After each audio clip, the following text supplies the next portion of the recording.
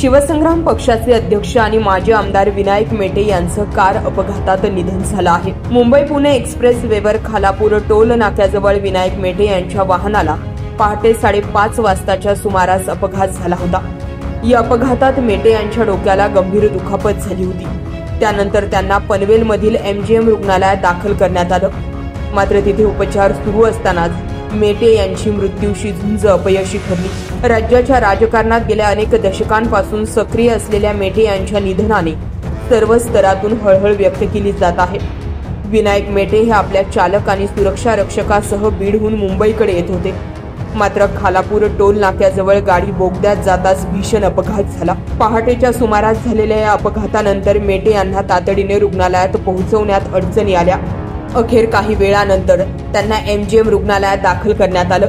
मात्र अपघाताचं स्वरूप भीषण असल्यानं मेटे यांना हाताला आणि डोक्याला गंभीर इजा झाली होती। त्यामुळे त्यांनी उपचाराला प्रतिसाद दिला नाही। ब्युरो रिपोर्ट, आपला आवाज।